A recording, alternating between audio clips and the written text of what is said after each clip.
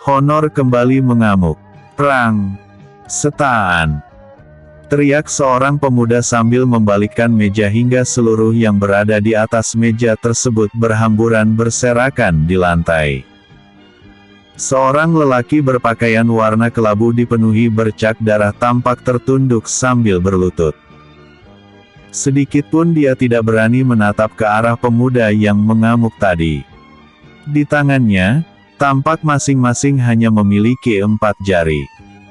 Dan pada bagian jari kelingkingnya sudah kudung seperti sengaja ditebas oleh benda yang sangat tajam.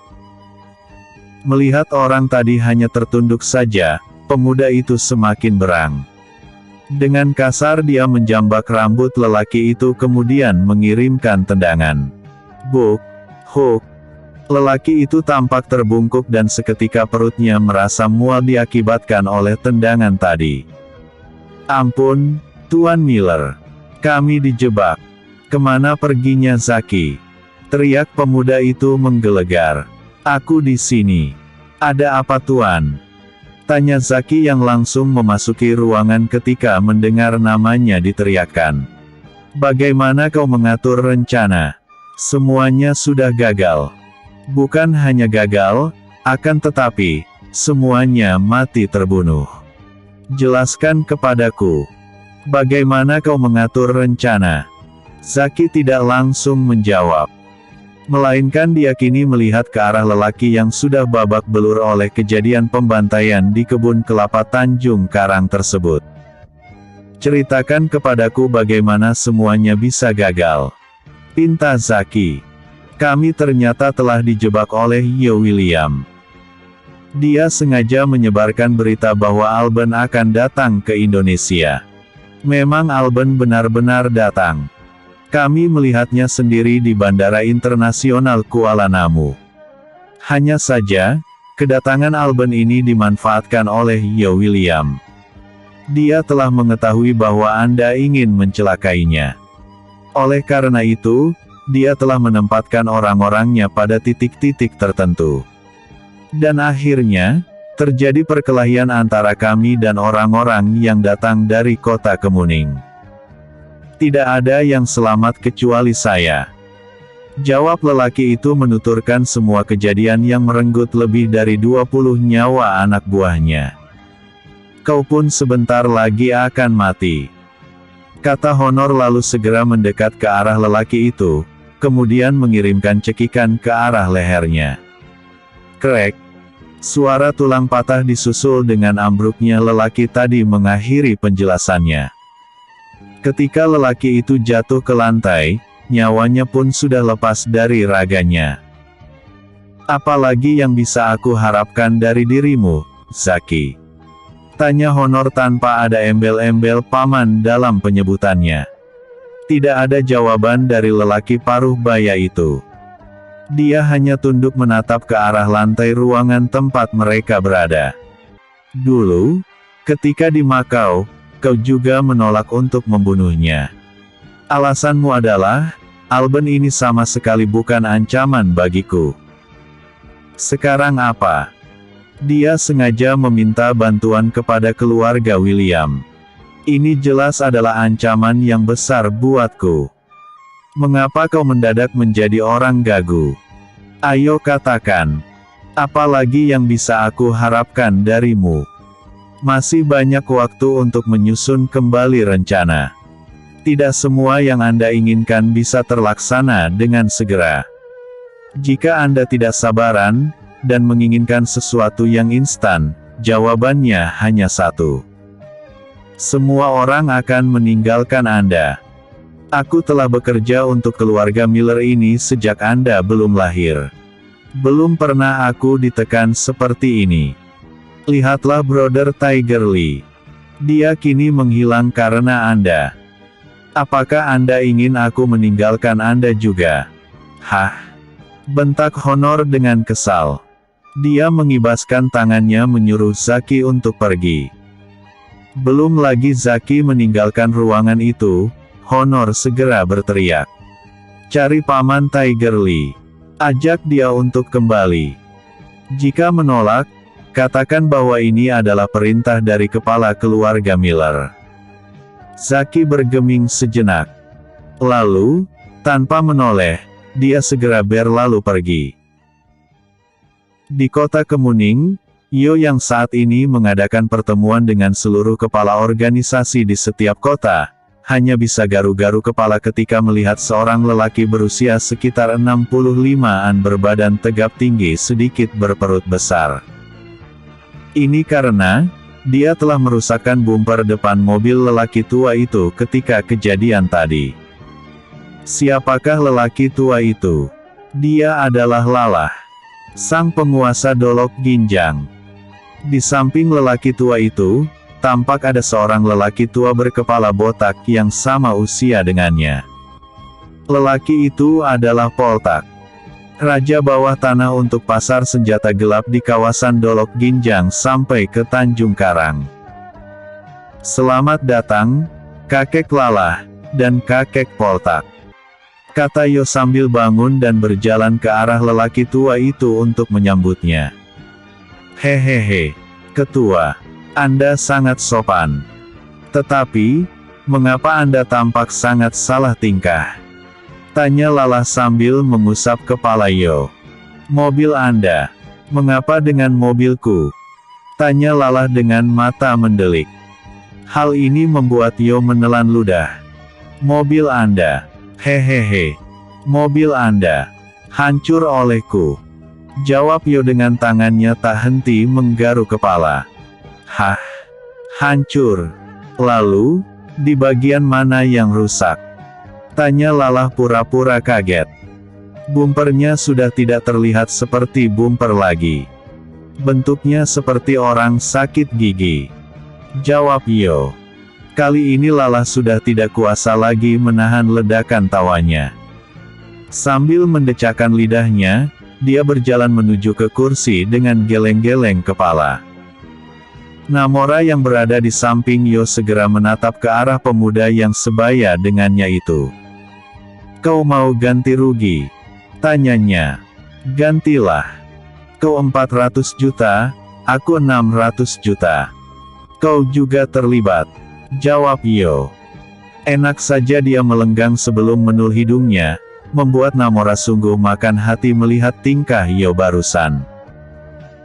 Setelah Yo sampai di kursi ketua, dia segera memandang satu persatu mereka yang ada di ruangan itu sebelum berkata, apakah semuanya sudah berada di tempat? Sudah, ketua. Jawab mereka serentak. Di sana ada Tigor, Andra, Ameng, Acong, Timbul, Ucok, Jabat, Sugeng, Thomas, Monang dan Roger. Untuk angkatan senior, ada Lalah, Poltak dan Lamhot yang bekerja di bawah Lalah. Silahkan semuanya untuk menempati kursinya masing-masing. Ujar Yo sambil mempersilahkan. Semua orang segera duduk untuk mendengarkan apa yang akan disampaikan oleh Yo yang saat itu ditemani oleh Namora yang berdiri di belakangnya. Sama sekali tidak terlihat keberadaan R4 di sana. Bersambung. Episode sebelumnya. Pembantaian. Episode berikutnya. Kabar yang dibawa oleh R4. Yo William. Kabar yang dibawa oleh R4. Salam hormat untuk kakek Lalah, kakek Poltak, kakek Lamhot, paman Tigor, dan paman-paman yang lainnya. Terima kasih karena telah menyempatkan diri untuk hadir dalam pertemuan ini. Kata Yo dalam kata sambutannya. Semua orang yang berada di tempat itu hanya manggut-manggut saja mendengar kata sambutan dari Yo ini. Kata sambutannya sih biasa saja. Tapi gayanya itu yang bikin hati jadi pegal linu. Namora, jika kau lelah berdiri, kau boleh duduk. Kata Yo kemudian. Tadinya, Namora akan duduk ketika Yo mengizinkannya untuk duduk. Tapi, begitu melihat ayahnya memelototi dirinya, Namora segera membatalkan niatnya untuk duduk. Yo tahu akan hal itu. Makanya dia hanya diam saja sambil tersenyum lucu. Sebentar. Kita masih menunggu R4. Aku ingin tahu, berita apa yang akan mereka bawa. Kata Yo sambil mengetuk-ngetuk meja dengan jari telunjuknya. 5 menit, 10 menit, 15 menit berlalu. Tapi R4 masih belum tiba juga. Ketua. Tugas apa yang Anda berikan kepada wanita berhati batu itu? Tanya Tigor memecah keheningannya di ruangan itu. Menyelidiki kota Tasik Putri. Berpura-pura menjadi pelayan di sana. Aku ingin membuktikan kecurigaanku terhadap pabrik milik Martins Group yang dikendalikan oleh Honor ini, jawab Yo. Tak lama kemudian, pintu ruangan itu diketuk dari luar. Kemudian terdengar suara seorang lelaki meminta izin. Ketua. Keempat pengawal wanita Anda telah tiba. Apakah mereka boleh memasuki ruangan? Boleh. Suruh mereka segera masuk. Perintah Yo segera dituruti. Dan tak lama kemudian pintu pun terbuka. Dan kini, muncul sosok R1 dengan senyum mengembang di wajahnya. Yo segera memberikan respon dengan menggerakkan tangannya agar keempat gadis itu mendekat. Salam hormat kami untuk Tuan. Kata keempat gadis itu bersamaan. Tidak perlu seperti itu. Kalian tentu keletihan. Sini duduk di kursiku. Kata Yo bercanda. Uhuk. Apakah Tuan memarahi kami? Tanya R1 ketakutan. Marah. Untuk apa memarahi kalian? Nanti aku jadi cepat tua. Oh ya. Bagaimana dengan hasil penyelidikan kalian? R1 segera merapatkan mulutnya ke telinga Yo, kemudian membisikkan sesuatu. Berarti benar dugaanku. Gumam Yo membuat semua orang yang berada di ruangan itu bertanya-tanya dalam hati mereka masing-masing.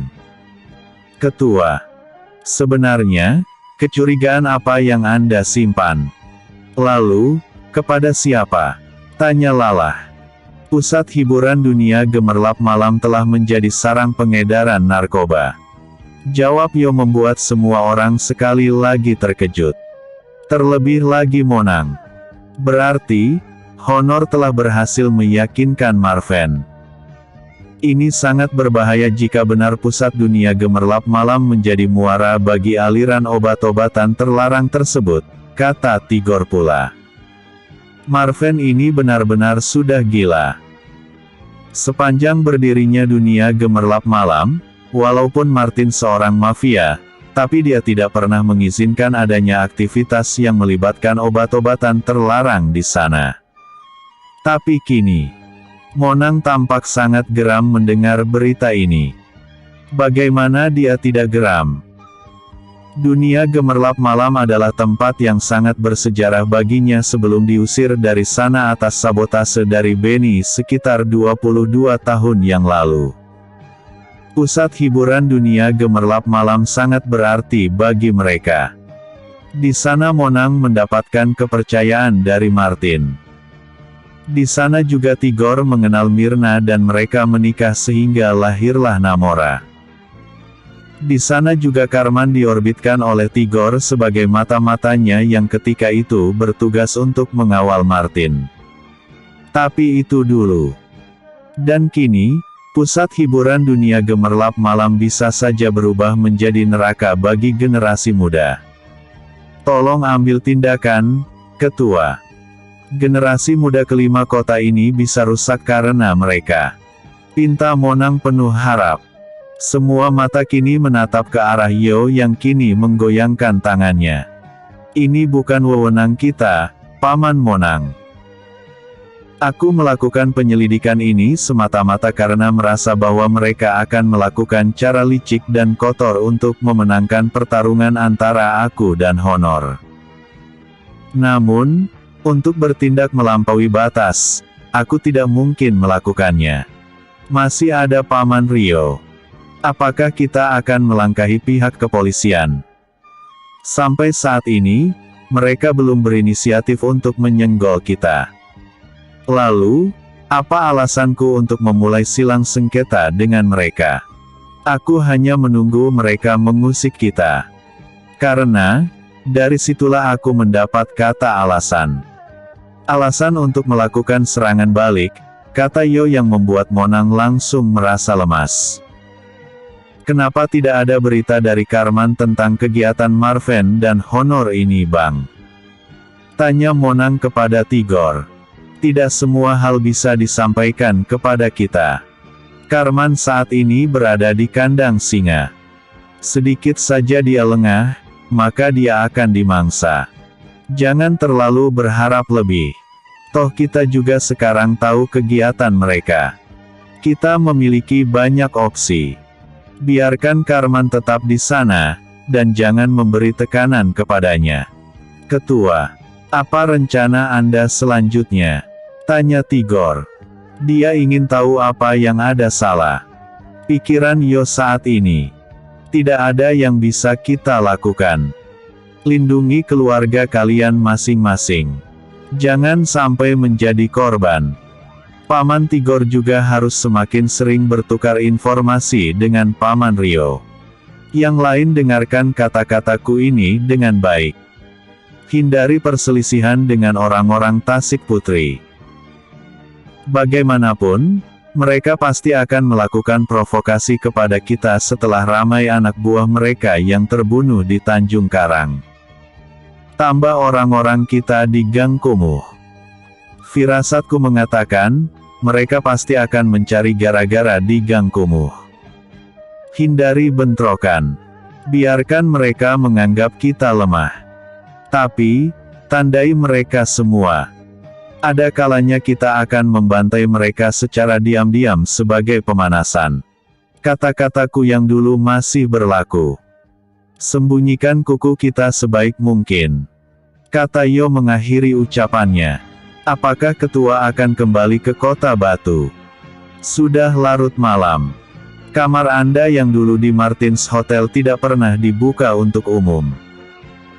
Itu menjadi kamar pribadi Anda, kata Tigor yang ingin mencegah agar Yo tidak kembali bersama dengan Namora ke Kota Batu. Baiklah, Paman. Aku akan kembali besok saja ke Kota Batu. Dan kau Namora. Sudah lama tidak berkumpul dengan keluarga. Pergilah bersama Paman Tigor. Aku juga ingin sendiri. Banyak hal yang harus aku pikirkan dengan matang sebelum membuat keputusan. Mungkin aku akan memanggil Paman Arslan dan Paman Herei ke Indonesia ini. Apalagi jika Anda bisa memanggil Tuan Rian, Rico dan Daniel. Itu akan lebih hebat lagi. Pemikiran mereka tidak umum. Saya yakin, jika mereka berada di sini, setiap persoalan pasti akan segera mendapatkan jalan keluar. Kata Tigor pula. Hehehe. Apakah Paman Tigor ingin melihat aku diamuk oleh ayah? Paman Rian, Daniel dan Rico adalah separuh nyawa ayahku. Mana pernah mereka berpisah? Dia mungkin lebih suka berjauhan denganku daripada berjauhan dengan ketiga paman itu. Bisa pusing 7 keliling dia. Tampak senyum kecut ketika dia mengatakan itu. Tigor juga tak kalah kecutnya. Tapi jauh di lubuk hatinya, dia benar-benar mengagumi ketiga orang yang tadi mereka bicarakan. Benar-benar sekawanan orang-orang yang saling melengkapi. Baiklah, Ketua. Saya rasa Anda sudah sangat lelah. Kami akan mengantar Anda ke Martins Hotel. Anda bisa beristirahat di sana. Mari Paman. Silahkan. Satu persatu mereka kini mulai meninggalkan ruangan tempat pertemuan tersebut. Setelah mengantar Yo yang didampingi oleh R4 ke Martins Hotel, kini mereka pun kembali ke rumah masing-masing, dengan Namora mengikuti Tigor untuk pulang menemui ibunya. Bersambung. Episode sebelumnya, Honor kembali mengamuk. Episode berikutnya, bisnis gila Marven dan Honor.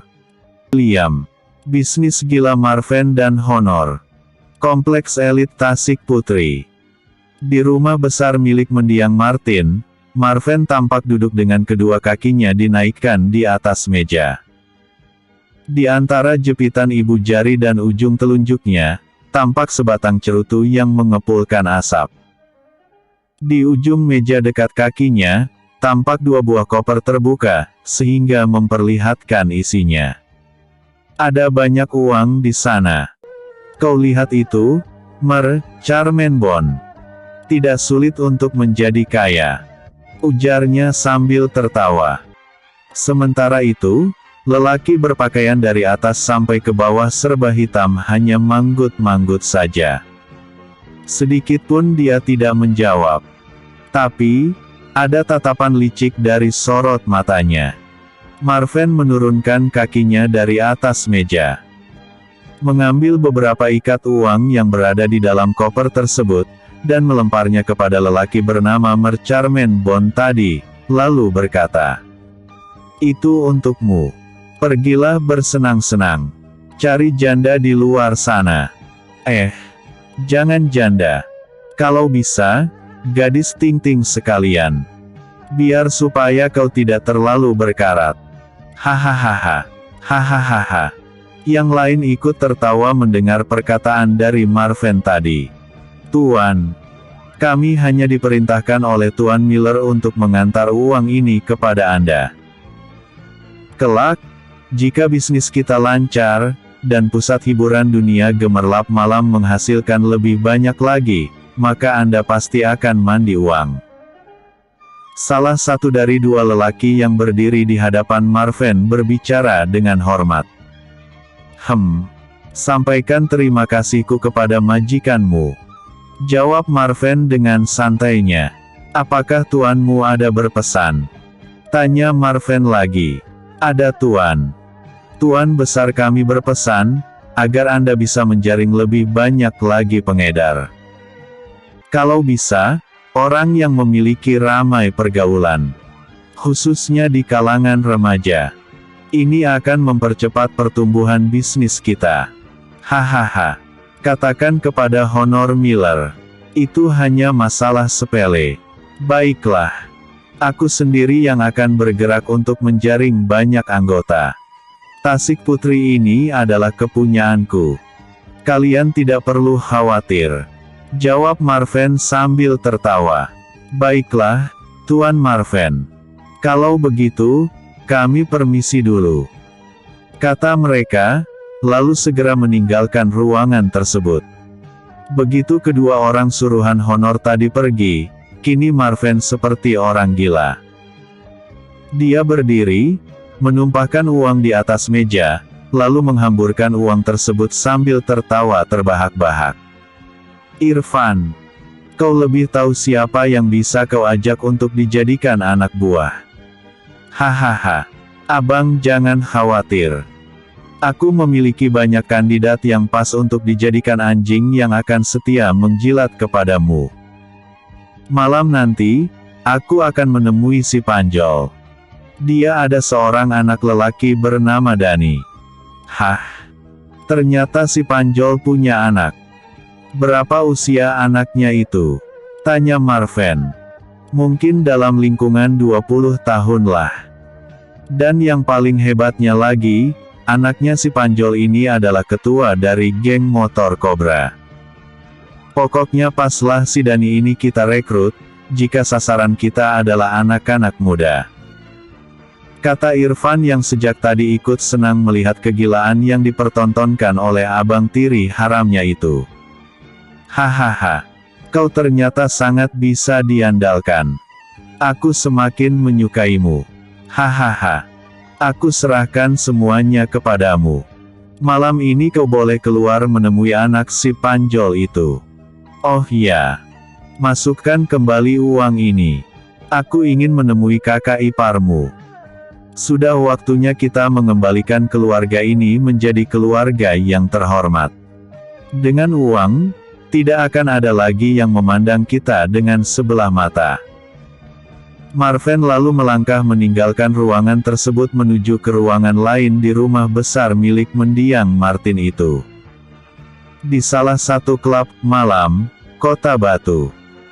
Mobil yang dikendarai oleh Irfan berhenti tepat di pusat hiburan yang dikelola oleh Panjol.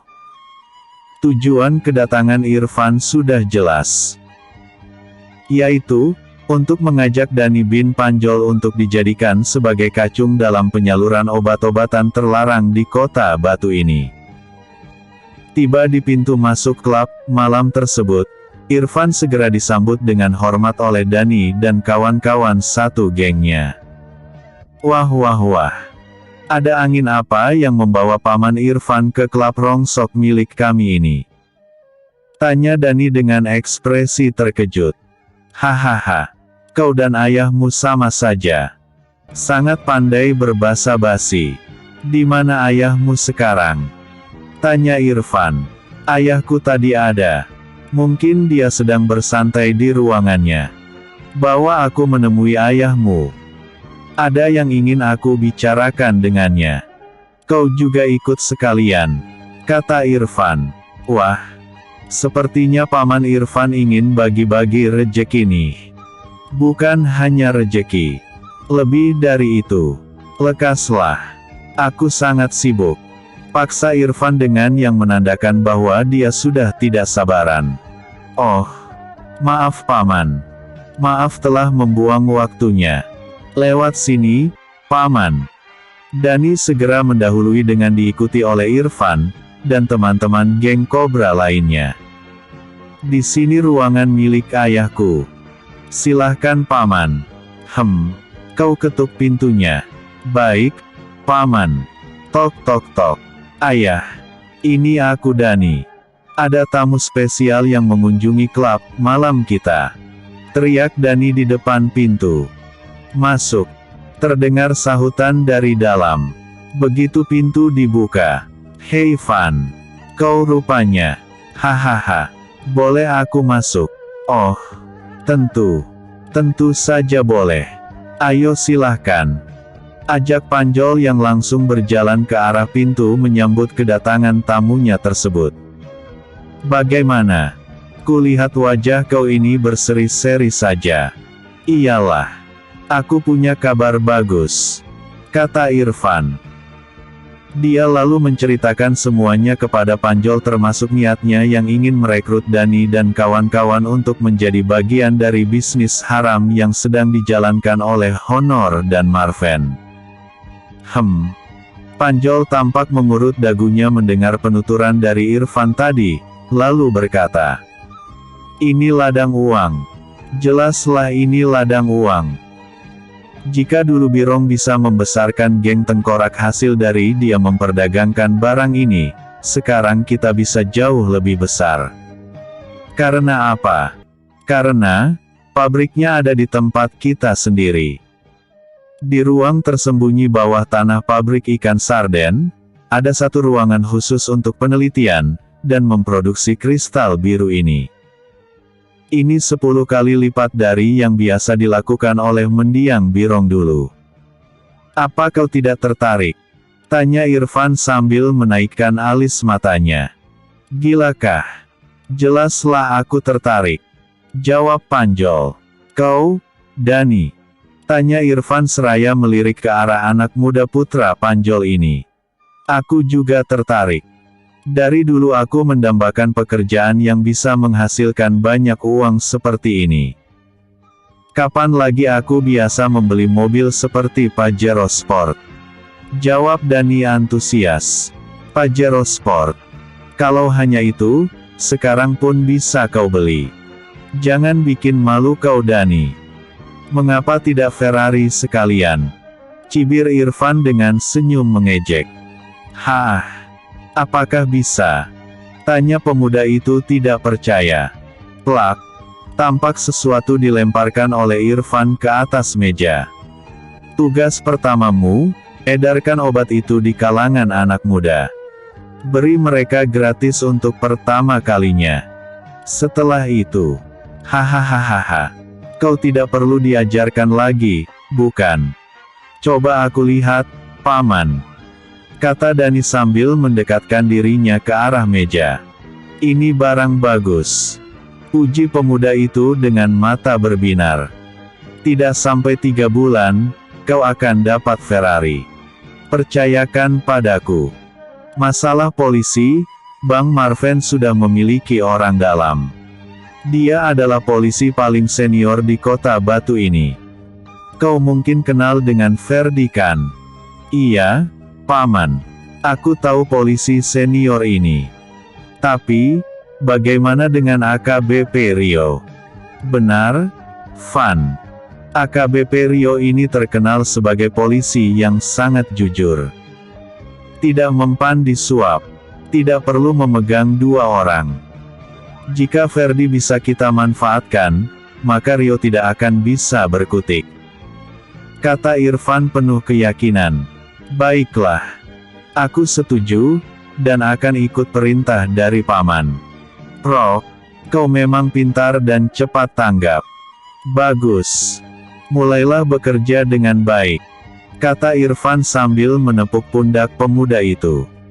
Joel, aku pergi dulu.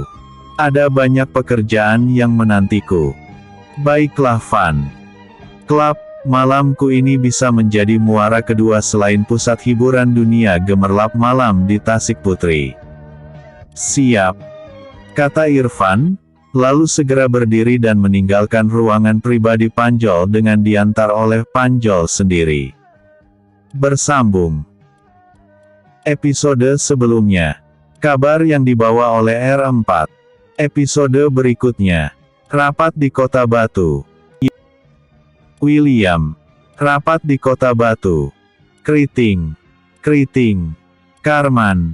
Apakah ada berita yang akan kau sampaikan? Tanya seorang lelaki parubaya yang masih menyisakan ketampanannya. Iya. Aku mendengar. Terus saja awasi. Lain kali, kau jangan sering-sering menghubungiku. Bisa saja mereka mengawasimu. Lelaki parubaya itu segera mengakhiri panggilan. Kegilaan mereka ini bisa menghancurkan generasi penerus, pikir lelaki parubaya itu. Tampak wajahnya merah padam. Mungkin dia sedang menahan luapan emosinya. Di waktu yang sama, di Kota Batu, tepatnya di kantor kepolisian Kota Batu, sedang berlangsung rapat antara Kombes Pol dan seluruh jajaran kepolisian Kota Batu bagian kriminal dan anti narkotika. Rapat kali ini juga dihadiri oleh beberapa kapolsek yang sengaja datang ke Kapolres Kota Batu, guna membahas isu yang akhir-akhir ini sangat mengkhawatirkan, khususnya bagi anak-anak muda. Rapat kali ini bukan hanya dihadiri oleh AKBP Rio Habonaran saja. Bahkan, salah satu polisi yang paling senior bernama Ferdi yang dulunya adalah anak buah Kapten Bonar Habonaran yaitu ayah dari Tigor dan Rio juga menghadiri rapat tersebut. Dengan dipimpin oleh Kombes Pol Rulian. Setelah rapat usai digelar, Pak Rulian dan Rio segera berbincang-bincang mengenai apa saja tindakan yang harus mereka ambil guna mencegah fenomena yang terjadi akhir-akhir ini. Di sela-sela perbincangan antara atasan dan bawahan tersebut, tidak lupa Pak Rulian membahas masalah maraknya peredaran narkoba yang saat ini telah merebak di sekitar kota Tasik Putri, dan tidak akan lama lagi pasti akan memasuki Kota Batu ini. Rio yang sebenarnya sudah mengetahui jauh sebelum rapat tadi digelar sudah mewanti-wanti bahwa dia akan segera mengambil langkah-langkah pencegahan, dan akan memperketat pengawasan di perbatasan antara Kota Batu dan Tasik Putri.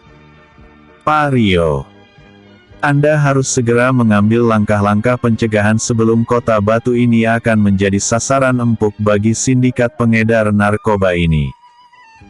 Kata Pak Rulian di sela-sela diskusi antara dua orang atasan dan bawahan ini. Sebenarnya, semuanya sudah dijalankan, Pak.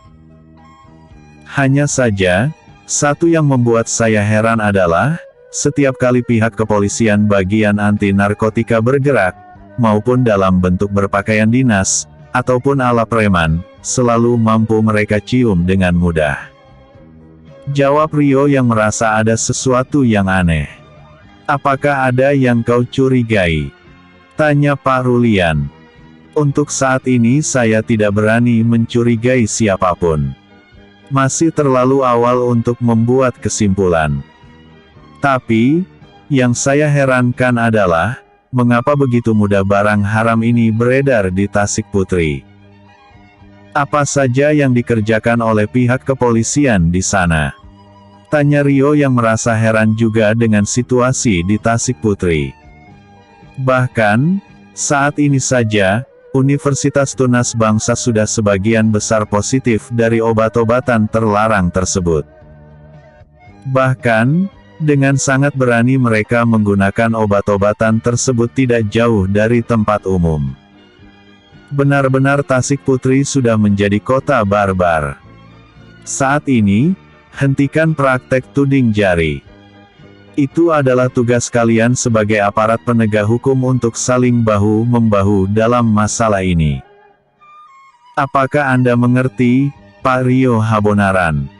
Saya mengerti, Pak. Usut sampai tuntas.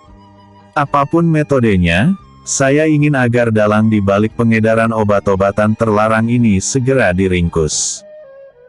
Terserah apa cara sekalipun. Siap, Pak. Bagus. Perbanyak menyebarkan mata-mata di setiap titik yang Anda curigai sebagai sarangnya para sindikat ini. Andai semuanya sudah pasti, maka kita bisa menyergap mereka. Hanya dengan begitu, barulah kita bisa mengorek keterangan dari orang ini, siapa bos besar mereka. Siap, Pak. Jawab Rio sekaligus memberikan hormat ala polisi. Klub Malam Kota Batu. Plak. Terlihat Dani memasuki ruangan di mana teman-temannya sedang duduk-duduk. Begitu tiba di ruangan tersebut, tampak sesuatu yang dia lemparkan tepat di atas meja. Dari mana kau, Dani? Tanya Markus sambil melihat antara ketua geng Kobra dan bungkusan yang terletak di atas meja tadi. Dari menjemput stok baru. Malam ini kita bergerak ke Kampung Baru. Setelah itu, anak-anak Universitas Kota Batu. Dekati orang-orang yang terdekat dengan geng kita. Ingat, jangan ada di antara kalian yang mendekati anak-anak J7. Pesan Dani kepada Markus. Kau tenang saja. Anak-anak J7 adalah target terakhir kita. Jawab Markus. Namun, dalam hatinya, dia sangat ketakutan andai Yo mengetahui bahwa dia ikut terlibat dalam pengedaran obat-obatan narkoba ini. Bisa jadi pengendara kursi roda dirinya andai Yo tahu. Menurutku, cara terbaik untuk memasuki Universitas Kota Batu adalah dengan cara mendekati mahasiswa yang perekonomiannya lemah. Tidak semua mahasiswa di sana berkemampuan. Kita dekati mereka, iming-imingi uang yang lumayan, pasti mereka akan mau bekerja atau kita. Jawab salah satu dari pentolan geng Kobra yang juga berada di ruangan itu. Kau ternyata pintar juga, Rendra. Bagus.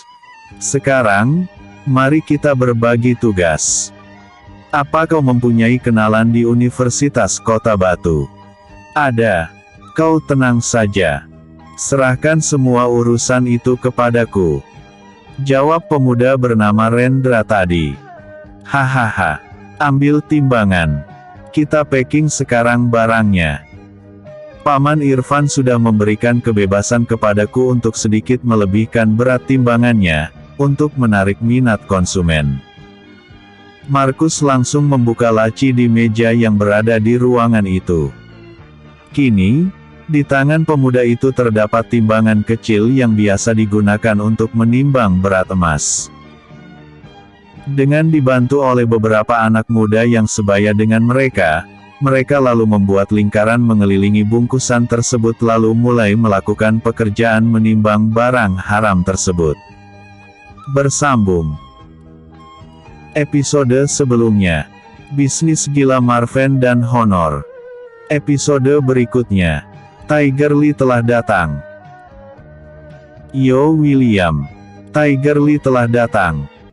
Dua orang lelaki berjalan beriringan memasuki pintu salah satu rumah besar bagaikan istana di bagian utara kompleks elit. Kedua lelaki parubaya berkulit kuning langsat bermata sipit itu adalah Zaki dan Tiger Lee. Seperti diceritakan pada bab sebelumnya, bahwa Honor dengan tegas memerintahkan agar Zaki harus berhasil menemukan keberadaan Tiger Lee. Dan dengan usaha yang keras, akhirnya Zaki berhasil juga melacak keberadaan Tiger Lee yang ternyata berada di Makau. Setelah bertemu dengan Alban, ternyata Tiger Lee tidak langsung kembali ke Hong Kong untuk menyertai Honor berangkat ke Indonesia. Melainkan, dia memilih untuk tinggal di sebuah kondominium di sekitar Makau. Setelah berhasil menelepon Tiger Lee, akhirnya Zaki dengan dibantu oleh pakar IT, berhasil melacak lokasi keberadaan Tiger Lee. Gerak cepat pun langsung diambil oleh Zaki yang langsung berangkat ke Makau. Dengan berbekalkan kata-kata bahwa kepala keluarga Miller menginginkan agar dia segera kembali ke sisi Honor, akhirnya Tiger Lee pun tidak bisa berbuat apa-apa lagi selain mengikuti saja permintaan dari majikannya tersebut. Kau temui saja Honor. Katakan bahwa aku sudah di sini. Jika dia butuh, maka biarkan dia menemuiku di sini. Kata Tiger Lee yang langsung duduk di sofa empuk. Lalu, tanpa memperdulikan bahwa ruangan itu ber-AC, dia langsung menyulut sebatang rokok, menyalakan dan menghembuskan asapnya dengan keras. Beberapa orang yang berada di tempat itu tidak ada yang berani melarang. Berani melarang, berarti siap-siap menjemput penyakit.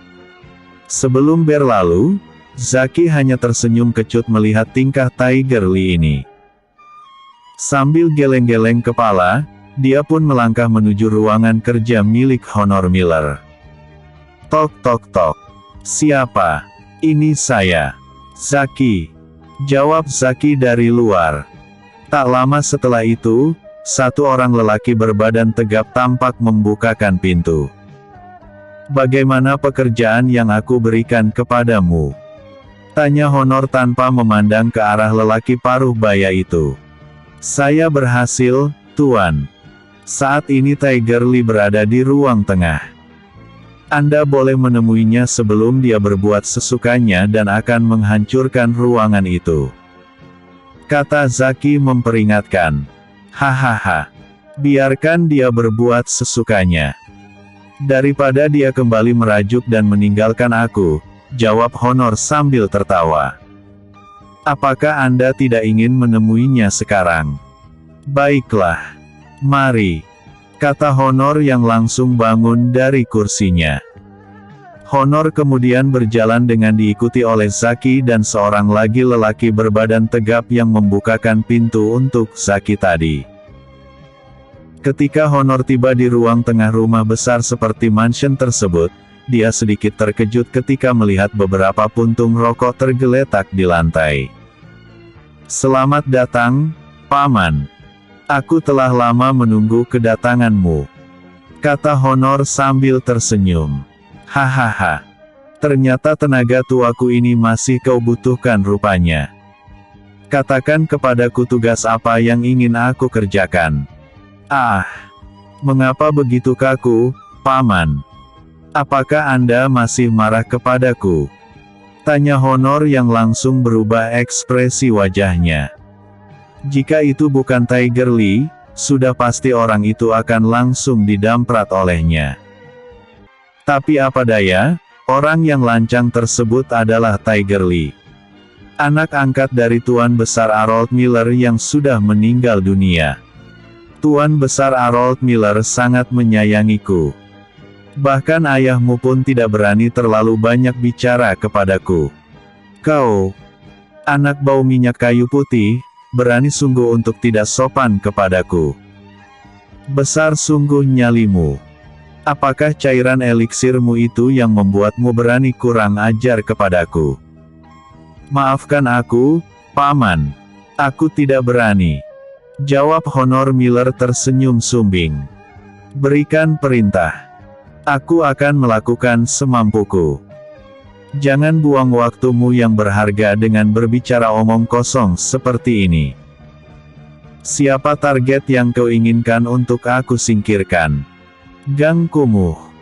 Jawab Honor lalu segera duduk berhadapan dengan Tiger Lee. Aku menginginkan agar paman mengacaukan Gang Kumuh. Tepatnya, pusat hiburan elit Tower Soul Propier. Semua orang-orang kita sudah berada di sini. Anda akan dibantu oleh orang-orang dari geng kucing hitam. Aku ingin menguasai tempat itu. Usir Tower Soul Propier dari Tasik Putri ini. Aku tidak ingin ada dua raja dalam satu kerajaan. Paman mengerti. Tiger Lee mengangguk samar sebelum menatap ke arah Zaki. Kau mau ikut? Tanyanya. Brother Lee. Aku akan selalu mengikutimu. Kita sudah seperti saudara. Mungkin kita bisa sedikit bersenang-senang di Gang Kumuh. Jawab Zaki yang menegaskan bahwa dia ingin ambil bagian dalam tugas yang diberikan oleh Honor Miller. Honor Miller tersenyum mendengar kesediaan dari dua orang bawahan yang paling dia andalkan tersebut. Terlebih lagi, Tiger Lee sudah kembali. Dia merasa bahwa Gang Kumuh sebentar lagi pasti akan mampu untuk mereka rebut dari Tower Soul Propier. Baginya, jika dia mampu menguasai dan menyatukan kota Tasik Putri dan kota Batu, sudah pasti hal ini akan mempersempit kekuasaan milik Yo William. Namun sebelum itu, Gang Kumuh harus mereka rebut terlebih dahulu. Karena, Gang Kumuh adalah pintu masuk menuju ke kota Batu. Baiklah. Aku akan segera mengirim orang suruhan untuk menemui Marven, supaya dia segera mengirim orang-orangnya untuk membantu membuat kekacauan di pusat hiburan, restoran, hotel dan kafe-kafe di kawasan itu. Lebih ramai, kesempatan untuk mengalahkan mereka lebih terbuka lebar. Aku tidak ingin kehilangan orang-orang lagi. Kali ini, harus berhasil. Tunggu. Apa maksudmu dengan perkataan tidak ingin kehilangan orang-orang lagi? Tanya Tiger Lee spontan. Ini karena dia memang tidak mengetahui bahwa Honor telah mengirim lebih dari 20 orang untuk mencelakai Alban. Dan, orang-orang yang dia kirim tersebut hanya selamat satu orang saja sebelum mati di tangannya sendiri. Aku akan menjelaskan nanti kepadamu, Brother Lee. Mari kita keluar dulu. Ajak Zaki sambil mendahului meninggalkan ruangan itu. Dengan menahan rasa penasaran, Tiger Lee segera bangkit dan langsung menyusul Zaki yang telah mendahuluinya. Apa maksudnya? Coba kau ceritakan. Pinta Tiger Lee. Zaki pun menceritakan semuanya kepada Tiger Lee tentang orang-orang yang dia kirim atas perintah Honor untuk membunuh Alban. Apa? Mata Tiger Lee terbelalak begitu mengetahui cerita yang dituturkan oleh Zaki. Bagaimana dengan keadaan Alban? Apakah dia baik-baik saja? Alban tidak kurang satu apapun. Dia berada dalam perlindungan Yo William. Jawab Zaki. Ada rasa lega begitu mendengar bahwa Alban dalam keadaan baik-baik saja. Bagaimanapun, dia merasa bersalah kepada pemuda itu karena telah menuruti kemauan Honor. Akibatnya, Rudolf Miller, yaitu ayah dari Alban tewas oleh mereka. Ini tidak sederhana. Alban akan berusaha untuk merebut posisi kepala keluarga Miller dengan bantuan keluarga William. Jika itu terjadi, bagaimana denganmu? Tanya Tiger Lee. Entahlah. Aku malas untuk berpikir ke sana. Saat ini, majikan kita adalah Honor. Andai Alban berhasil merebut posisi kepala keluarga Miller, mungkin aku akan mengasingkan diri. Aku tidak sanggup menatap wajahnya, jawab Zaki. Mungkin juga dia akan membunuhmu. Pintas Tiger Lee kemudian berlalu meninggalkan Zaki yang mendadak pucat. Bersambung. Episode sebelumnya, rapat di Kota Batu. Episode berikutnya, serangan di Gang Kumuh. Yo William, serangan di Gang Kumuh. Tower Sol Propier Area. Malam itu, entah mengapa suasana di pusat hiburan yang dimiliki oleh perusahaan Tower Sol Propier tidak seperti biasanya. Ini dapat terlihat dari tidak adanya pengunjung. Para penjaga di sana hanya terlihat beberapa orang saja. Dan, tampaknya penjagaan malam ini memang sangat longgar sekali. Hal yang sama terlihat di restoran, dan beberapa kafe, juga terlihat sepi. Terkecuali Tower Hotel Gang Kumuh. Di sini, tampak ada ramai pengunjung yang menginap di sana. Hal itu dapat terlihat dari banyaknya mobil-mobil yang terparkir di area parkir. Dari arah kompleks elit Tasik Putri, puluhan kendaraan roda 4 dengan kecepatan tinggi mendadak berhenti tepat di depan pusat hiburan malam tersebut. Kini, dari dalam mobil, tampak beberapa orang keluar dan mulai memasuki bagian dalam bangunan tempat pusat hiburan tersebut, dan memesan sesuatu yang tidak masuk akal. Di mana manajer pusat hiburan ini?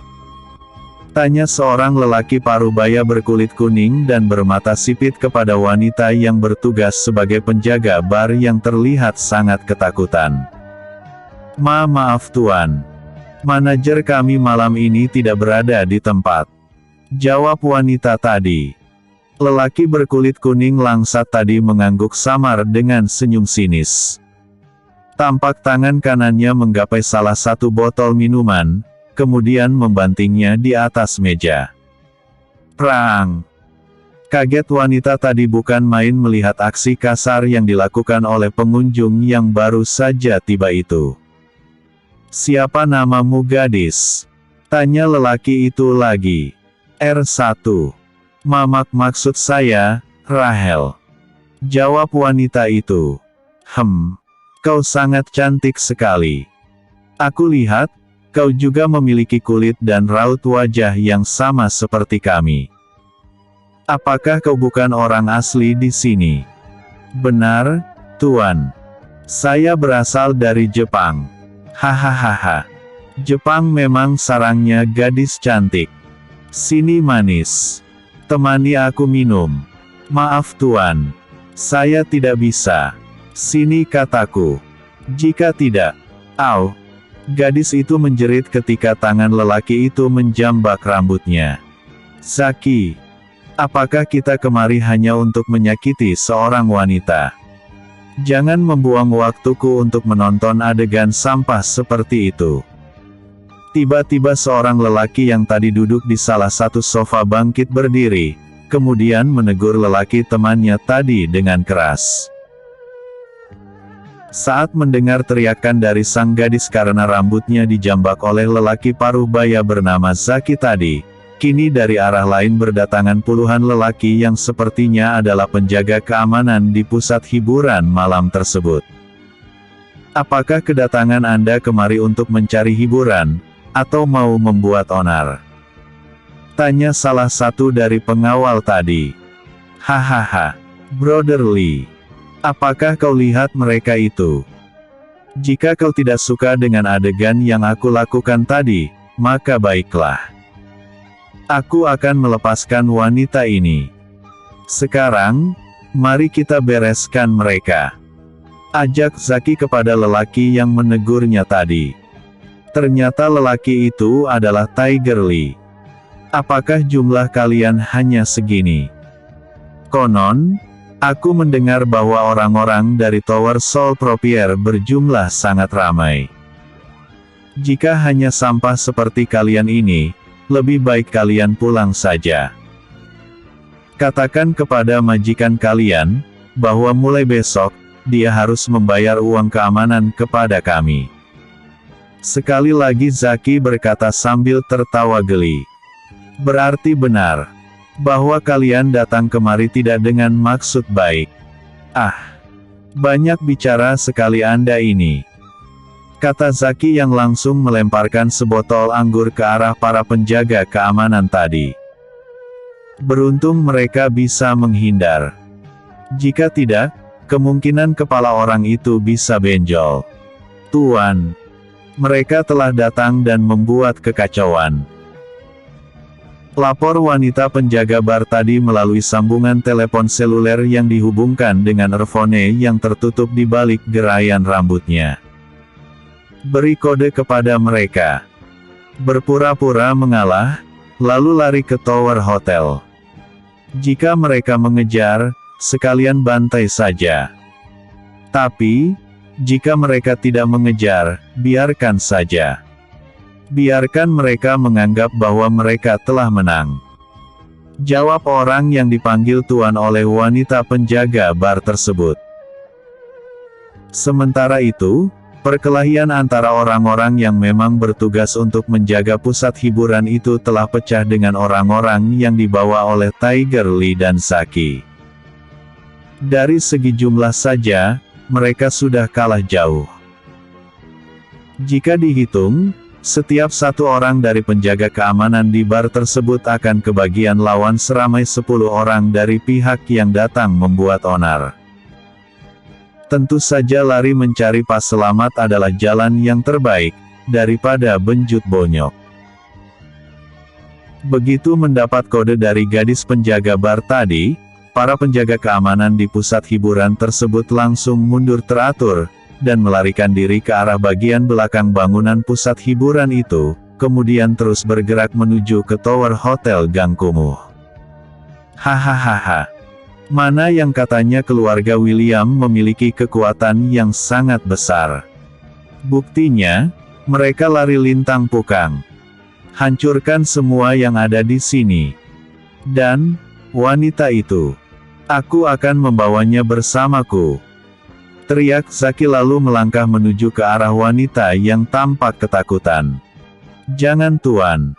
Mau apa Anda? Teriak wanita tadi. Begitu tangan kasar Zaki menarik pergelangan tangannya. Sementara itu, di tower hotel, para penjaga keamanan yang sengaja melarikan diri sudah ditunggu oleh Tigor, Ameng dan Andra. Setelah menceritakan semuanya, kini, tahulah Tigor bahwa wanita bernama Rahel tadi tinggal di pusat hiburan. Maka, dia harus segera menjemput wanita itu dan mengajak Tiger Lee dan Zaki untuk berdamai. Ini karena, dia tahu bahwa wanita bernama Rahel itu adalah wanita tanpa hati. Bersama dengan Andra dan juga Ameng, Tigor segera memecut laju kendaraannya menuju ke pusat hiburan milik Tower Soul Propier tersebut. Tidak sampai 10 menit, kini mereka telah tiba di area parkir pusat hiburan itu. Baru saja mereka keluar dari mobil, keadaan di sana sudah seperti kapal pecah.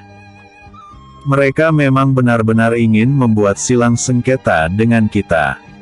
Kata Andra yang tampak jelalatan memandang ke sana dan kemari. Lihat, bukankah itu Irfan? Kata Ameng menunjuk ke arah sebuah mobil Toyota Silver tidak jauh dari pusat hiburan itu. Kapan-kapan, ku potong telinga Irfan ini. Tapi, untuk saat ini biarkan dia berada di atas angin dulu. Sekarang, mari kita masuk ke dalam. Aku ingin melihat seperti apa orang yang bernama hampir mirip dengan namaku itu. Kata Karman, orang itu sangat dingin. Apakah Tiger ini dingin melebihi dinginku? Kata Tigor sambil meraba sesuatu yang melingkar pada pinggangnya. Semua orang di sekitarnya tahu betul, jika Tigor sudah meraba ke arah pinggang, maka dia sudah siap untuk menghadapi segala kemungkinan. Karena, yang melingkar di pinggangnya itu bukanlah ikat pinggang, melainkan pedang tipis yang sangat lentur. Bang! Andai perkelahian pecah, apakah kita bertiga bisa menang? Tanya Ameng ragu-ragu. Gila kau! Mati konyol lah kita. Aku akan berusaha untuk menghindari perkelahian. Ayo! ajak Tigor, kemudian melangkah mendahului kedua sahabatnya itu. Bersambung. Episode sebelumnya, Tiger Lee telah datang. Episode berikutnya, kesepakatan antara Tigor dan Tiger. Kesepakatan antara Tigor dan Tiger. Setelah memperhatikan keadaan di sekitar pusat hiburan yang tampak seperti kapal pecah tersebut, ada juga rasa geram di hati Tigor, Andra dan Ameng. Tapi, sekuat tenaga mereka meredam perasaan geram agar tidak meledak, dan bisa mengacaukan sesuatu yang telah direncanakan oleh Yo William. Begitu ketiga sahabat itu sampai di depan pintu masuk, Zaki yang saat itu sedang berusaha untuk terus mengganggu Rahel terpaksa menghentikan aksinya, lalu melirik ke arah pintu masuk. Siapa lagi yang ingin mencari penyakit, berani datang ke tempat ini? Apakah kau tidak melihat semua orang telah melarikan diri? Ejek Zaki dengan laga angkuhnya. Tidak hanya sampai di situ, dia berdiri lalu menghampiri Tigor dan kawan-kawannya. Pulanglah sobat. Aku saat ini sedang ingin bersenang-senang, kata Zaki lagi sambil menepuk pundak Tigor. Beginikah cara orang asing datang? Kalian benar-benar tidak tahu tata krama. Datang ke negara orang, lalu berusaha untuk menjajah. Singkirkan tanganmu atau akan aku patahkan. Dingin suara Tigor memberi teguran. Wah. Hebat sekali. Apa kau datang kemari untuk memberikan ceramah kepada kami? Zaki, jaga sikapmu. Biarkan orang itu masuk. Tegur Tiger Lee yang tampak masih tenang-tenang saja. Tidak menunggu jawaban, Tigor langsung menepis tangan Zaki di pundaknya. Ketika Zaki ingin kembali mencengkram pundak Tigor, Tigor segera memberikan sentilan ke arah telapak tangan Zaki. Mendapat sentilan menggunakan ibu jari dan jari telunjuk Tigor, Zaki segera mengibaskan tangannya yang terasa kesemutan. Kurang ajar. Aku menantangmu bertarung. Bentak Zaki karena merasa tertantang oleh tindakan Tigor tadi. Tigor tidak memperdulikan. Dia, Ameng dan Andra tetap melangkah ke arah tempat Tiger Lee duduk. Menarik kursi yang sudah tunggang langgang, lalu segera duduk. Sambil duduk, Tigor segera bertepuk tangan, lalu sedikit berteriak. Bawakan anggur termahal. Aku ingin minum bersama dengan tamu yang tak tahu diri ini. Belum hilang gema suara Tigor, kini dari ruangan lain, keluar 3 orang gadis dengan masing-masing di tangan mereka membawa 1 botol anggur dan 1 gelas kaca kristal. Kini, di atas meja tersebut sudah ada 3 gelas dan 3 botol anggur. Hahaha. Aku tidak menduga bahwa ada ruangan rahasia di pusat hiburan ini. Bagus. Ini sungguh sangat menarik. Uji Tiger Lee bersungguh-sungguh. Kita belum berkenalan. Apakah Anda salah satu orang penting yang berdiri di pihak Yo William? Tanya Tiger Lee lagi sambil mengulurkan tangannya. Tigor menyambut uluran tangan tersebut, lalu menyebutkan namanya. Namaku adalah Tigor Habonaran. Mendengar ini, Zaki yang baru saja ingin duduk segera menyela. Oh. Ternyata Anda adalah Tuan Tigor Habonaran yang selalu disebut-sebut oleh Marven. Tidak kusangka Anda datang mengantar nyawa kemari. Baiklah. Kami tidak akan susah-susah lagi untuk memburu Anda. Asal Anda tahu, Marven adalah rekan bisnis kami. Musuhnya adalah musuh Arold Holding Company. Apakah seperti itu? Apa kau mampu? Atau, kau hanya mengandalkan jumlah orang-orangmu yang ramai itu? Tanya Tigor masih tetap tenang. Dia lalu membuka sebotol anggur, menuangkan ke dalam gelas bening yang sudah terletak di atas meja. Lalu, tanpa mempersilahkan, dia langsung menenggak isi dari gelas tadi hingga kandas. Wah, nafsu minum Anda besar juga, Tuan Tigor. Tapi, jangan panggil aku Tiger Lee jika tidak bisa menandingi Anda. Kata Tiger Lee yang langsung menuang segelas anggur kemudian meminumnya hingga kandas pula. Ini anggur baik. Benar-benar anggur baik. Ujinya sekali lagi. Anggur ini lebih mahal dari perabotan yang Anda rusakkan itu. Bagiku, ini belum seberapa. Mari lanjut minum lagi. Ajak Tigor. Kali ini dia menuangkan untuknya, sekaligus untuk Tiger Lee. Bersulang. Ajak Tigor. Bersulang. Balas Tiger Lee yang langsung mengangkat gelasnya. Ting. Glek glek glek. Terdengar suara tegukan anggur tadi melewati tenggorokan mereka berdua. Aku suka dengan ketenangan yang Anda miliki, Tuan Tigor. Jelas-jelas saat ini Anda berada dalam pengepungan anak buahku dan anak buah Marven. Tapi, jelas terlihat bahwa Anda tidak merasakan ketakutan. Kata Tiger Lee berbasa-basi. Hahaha. Apakah aku harus merasa sungkan kepada pendatang? Baiklah. Aku sudah terlalu muak dengan basa-basi ini. Sekarang aku ingin bertanya. Apa maksud Anda dengan semua yang Anda lakukan ini, Tuan Tiger Lee? Baiklah. Saya menghargai sikap berterus terang Anda.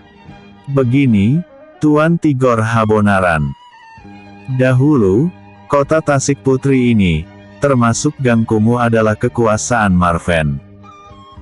Dia yang menginginkan agar aku merebut kembali apa yang dulu pernah dia miliki.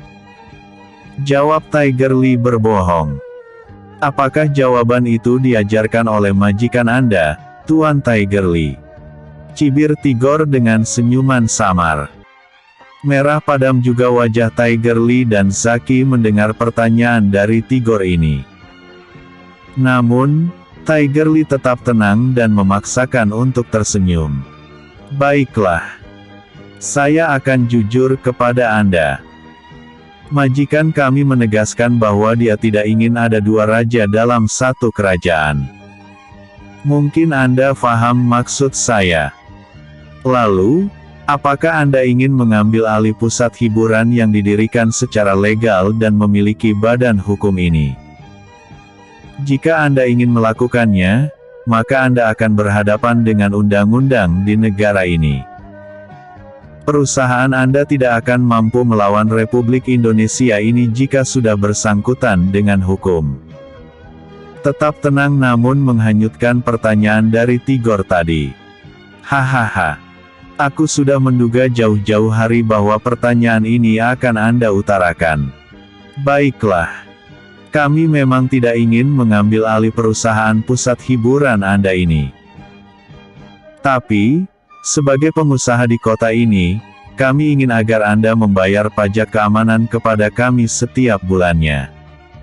Mau tidak mau, harus mau. Itu tidak berada dalam kuasaku. Bagaimanapun, Yo William adalah pemegang keputusan akhir, kata Tigor pula. Tuan Tiger Lee. Jangan dengar omongannya. Bila perlu, bunuh saja bangsat itu, lalu bakar semua milik Tower Sol Propier yang ada di kota Tasik Putri ini. Untuk apa Anda membuang waktu dengan melakukan negosiasi seperti ibu-ibu menawar harga minyak goreng? Tiba-tiba, satu suara menegur dari arah pintu masuk.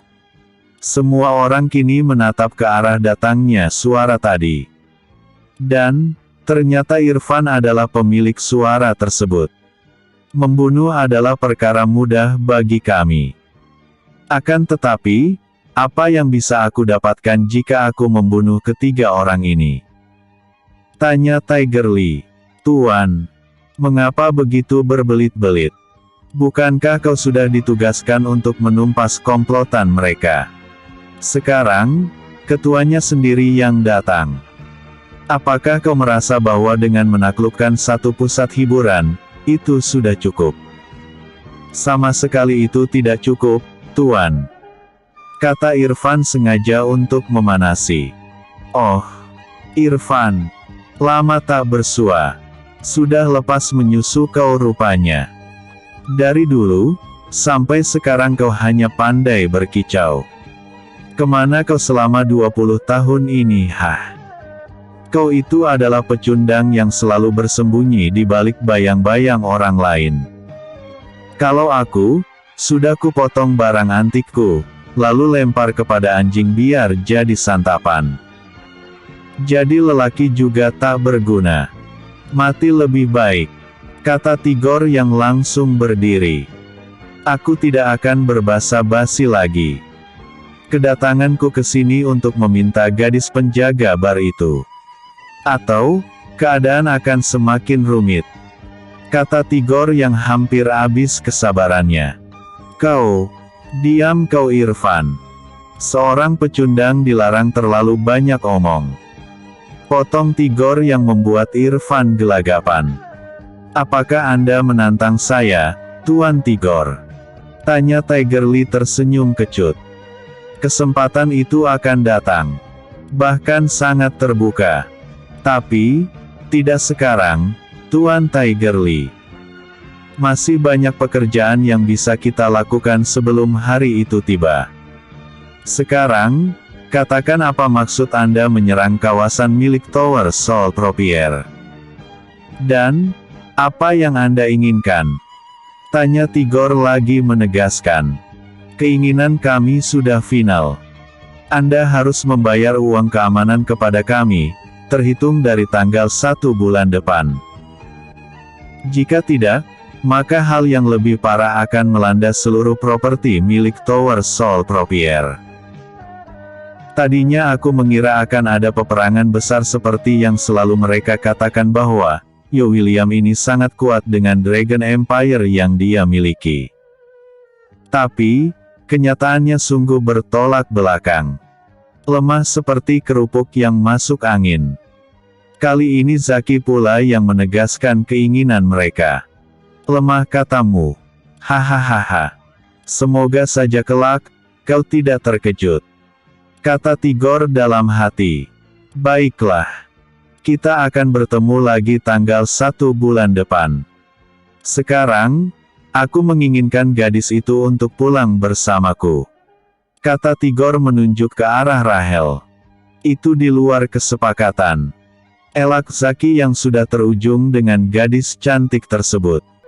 Bagiku, itu berada di dalam kesepakatan. Balas Tigor ngotot. Ayo kita bunuh saja mereka. Serang. Bentak Irfan memang sangat ingin membunuh Tigor. Hiwi. Tetap di tempat kalian. Baiklah, Tuan Tigor. Anda boleh kembali bersama dengan gadis itu. Ingat untuk membayar uang keamanan tanggal 1 nanti. Kata Tiger Lee. Dia langsung berdiri, menyambar sebotol anggur, lalu keluar meninggalkan ruangan itu. Mari R1. Kita pulang. Ajak Tigor yang langsung diikuti oleh Rahel dan ketiga gadis lainnya. Sedikitpun dia tidak memperdulikan tatapan geram dari Irfan dan Zaki yang saat ini sedang berada dalam keadaan tegangan tinggi. Bersambung. Episode sebelumnya. Serangan di Gang Kumuh. Episode berikutnya. Kekesalan Irfan, dimanfaatkan oleh Karman. William. Kekesalan Irfan, dimanfaatkan oleh Karman. Kompleks elit Tasik Putri. Irfan tampak sangat sewot kali ini. Wajahnya merah padam. Tangannya terkepal erat. Pokoknya, kejengkelan yang saat ini sedang dia rasakan sangat sulit untuk diungkapkan dengan kata-kata. Di dalam, dia sudah disambut oleh Marven dan Karman yang tampak saling pandang karena melihat tingkah Irfan ini. Irfan ingin segera mengadu kepada Marven tentang kejadian di pusat hiburan Gang Kumuh yang dimiliki oleh Tower Sol Propier. Akan tetapi, dia tidak tahu harus memulai dari mana duluan. Mungkin kejengkelannya sudah berada di ubun-ubun. Hanya saja, dia jelas tidak berani kepada Tiger Lee dan Zaki. Dengan perasaan kesal, dia segera membanting punggungnya di atas sofa, sambil menghempaskan nafas berat. "Hei, ada apa denganmu, Irfan?" tanya Marvin yang tampak terheran-heran melihat wajah Irfan yang seperti jeruk purut tersebut. "Celaka mereka itu Bang," kata Irfan mulai menumpahkan kejengkelannya. Melihat dari raut wajah Irfan, Karman pun mulai memasang telinga. Dia ingin mendengarkan setiap rincian dari penuturan Irfan. Setelah itu, barulah dia mencari celah untuk menusukkan jarum beracunnya kepada Marvin. "Siapa yang celaka?" tanya Marvin singkat. "Para anak buah honor itulah. Bangsat mereka semua. Huf. Kalau aku tahu begini ceritanya, tidak sudi aku mengirim anak buah kita ke Gang Kumuh. Coba kau ceritakan apa sebenarnya yang terjadi di sana," pinta Marvin. Sebelum menjelaskan duduk persoalannya, Irfan segera meneguk segelas air di meja. Entah air itu bekas siapa, pokoknya hajar saja. Setelah meletakkan gelas itu kembali ke atas meja, dia pun mulai berbicara. "Mereka kan meminta kepada kita untuk memobilisasi seluruh anak buah yang kita miliki, yang konon katanya ingin menyerbu Gang Kumuh dan menghancurkan properti milik Tower Soul Propier. Tapi nyatanya apa? Mereka malah berdamai. Kan sialan itu namanya." Rungut Irfan semakin sewot. "Apa katamu? Gang Kumuh tidak jadi direbut?" "Benar Bang. Awalnya mereka memang menyerang Gang Kumuh. Kami berhasil menghalau seluruh penjaga keamanan di sana dan membuat mereka lari lintang pukang. Tapi, semua itu tidak berlangsung lama." Irfan berhenti sejenak untuk meredam kejengkelannya. "Lalu, perdamaian apa yang kau maksudkan?" buru Marvin penasaran. Setelah berhasil membuat kekacauan dan menguasai pusat hiburan tersebut, tiba-tiba Tigor datang bersama dengan Andra dan Ameng. "Hanya mereka bertiga?" tanya Marvin sambil mendelik. "Iya, hanya bertiga. Tapi abang tahu apa yang dilakukan oleh Tiger Lee dan Zaki? Apakah terjadi perkelahian antara mereka?" tebak Marvin. Irfan buru-buru menggelengkan kepalanya. Hanya dengan 3 botol anggur, mereka malah santai minum-minum. Setelah itu, mereka malah mengatakan bahwa Tower Soul Propier harus membayar uang keamanan kepada mereka. Ketika itu aku sudah ingin menebas batang leher Tigor. Lagi-lagi Tiger Lee tidak mengizinkan. Itu yang membuat aku kesal. Padahal, mereka hanya bertiga. Dan kami ketika itu berjumlah lebih dari 500 orang. Prak, kurang ajar. Apa sebenarnya yang diinginkan oleh mereka ini? Tanya Marvin sambil bergantian menatap antara Irfan dan Karman. Karman tahu bagaimana dia memasukkan jarum beracunnya. Tapi dia tidak segera memberikan pandangan. Khawatir akan sangat mencolok, jadi dia hanya menunggu saja. Dia akan memberikan pendapatnya ketika ditanya. Sepertinya mereka ini hanya mempermainkan kita saja Bang. Terbukti mereka tidak sungguh-sungguh. Malah, tanggal 1 bulan depan mereka akan mengadakan pertemuan. Bagaimana ini? Tanya Marvin. Aku sudah tahu duduk persoalannya. Kau pergilah beristirahat. Aku ingin memikirkan arti dari semua ini. Ini tentu sangat merugikan kita. Aku bersedia bekerja sama dengan mereka hanya untuk bisa membalas Tigor. Tapi, jika sudah begini, apalagi yang bisa aku harapkan dari mereka? Abang harus hadir dalam pertemuan mereka itu nantinya. Bila perlu, sikat saja si Tigor itu. Usul Irfan yang langsung berdiri hendak meninggalkan ruangan itu. Menurutmu, apa mungkin Tigor akan datang bertiga? Sepertinya, kesempatan itu sudah tidak mungkin lagi. Bisa saja dia menyuruh orang lain yang akan ke sana. Atau, dia malah mengajukan pertemuan tersebut di tempat netral, kata Marvin ragu-ragu. Ah, tambah sulit saja. Ikan sudah masuk ke dalam perangkap, malah dilepaskan. Bodoh betul mereka itu. Balas Irfan sambil mengacak-acak rambutnya.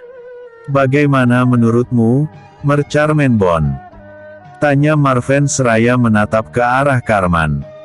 Seperti yang aku katakan dulu. Mereka itu tidak akan pernah tulus dengan kita. Mereka memancing kita dengan uang, untuk mendapatkan beberapa keuntungan yang lebih besar. Syukur bahwa Irfan sudah terkena dengan mereka. Jadi, dengan begini, dia tidak akan membantah lagi setiap argumen yang aku kemukakan.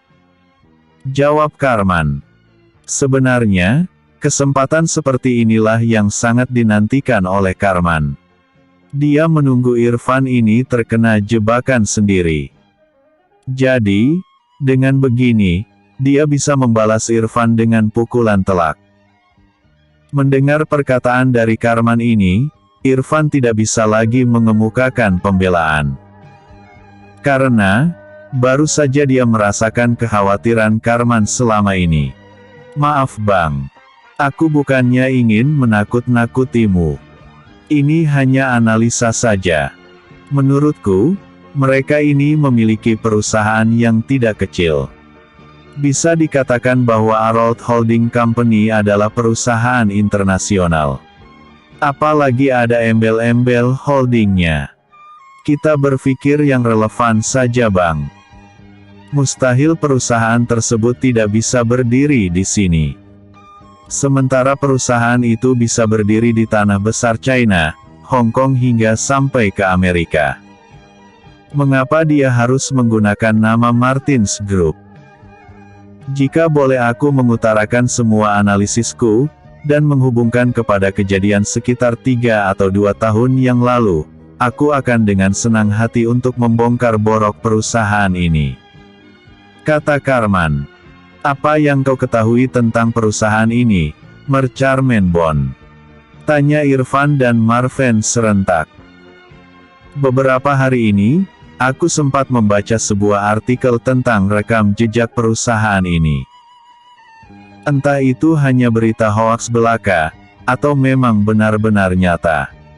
Tapi, sekali lagi aku tidak berani menceritakannya kepada kalian. Karena aku melihat, kalian tidak akan mempercayaiku.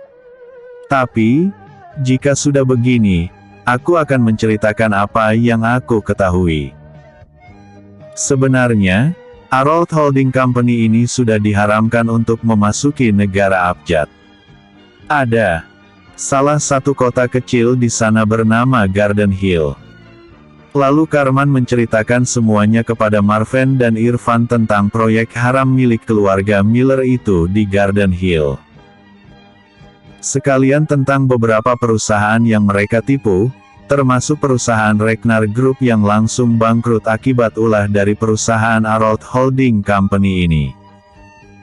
Yang baca Yo William dari awal, pasti tahu cerita ini. Terlambat. Kita sudah menandatangani surat kesepakatan kerjasama dengan mereka. Tidak bisa dibatalkan karena semuanya sudah memiliki badan hukum. Kecuali, jika aku melepaskan 30% sahamku dan 10% saham minoritas milik investor kepada mereka. Tapi, aku tidak bisa. Martins Group akan terasa aneh jika bukan kita yang memilikinya. Perusahaan ini sudah puluhan tahun berdiri. Aku tidak bisa. Apakah kau punya saran bagi kemelut ini? Tanya Marvin yang tampak berkali-kali meraup wajahnya dengan kedua tangannya. Untuk saat ini, bukankah abang masih lancar menerima uang dari honor? Berpura-pura saja menuruti mereka. Lagi pula, Uang yang abang miliki bisa kok membangun perusahaan baru. Hanya saja ya itu tadi.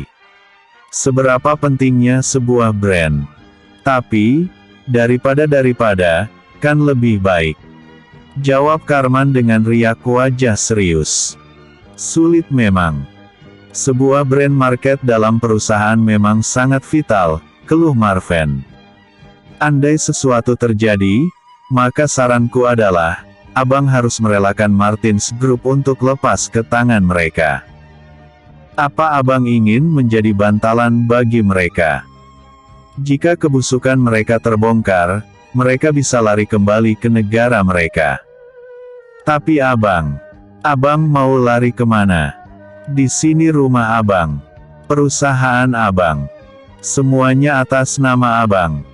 Mereka hanya pemegang saham. Kalau borok tersebut telah terbongkar, lalu mereka memuntahkan saham mereka, abang bisa bungkus. Kata Karman memakai bahasa istilah. Terkadang aku sering berpikir, apakah aku telah memusuhi orang yang tidak bersalah?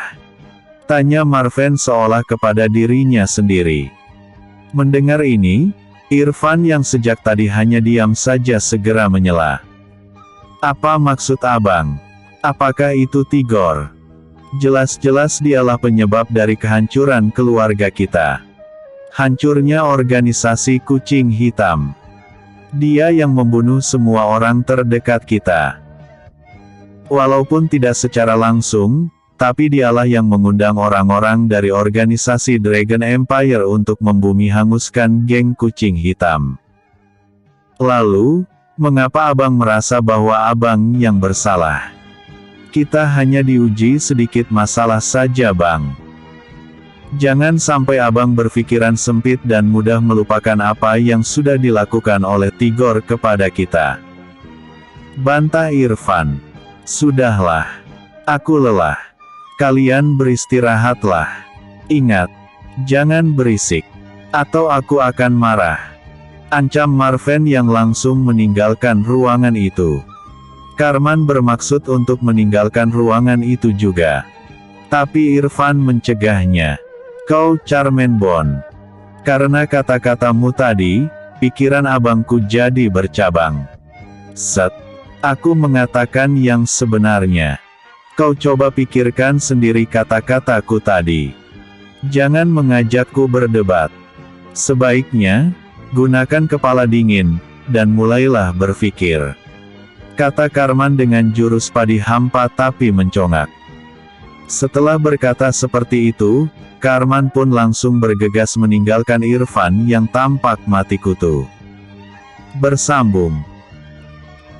Episode sebelumnya. Kesepakatan antara Tigor dan Tiger. Episode berikutnya bakalan rumit lagi, yo.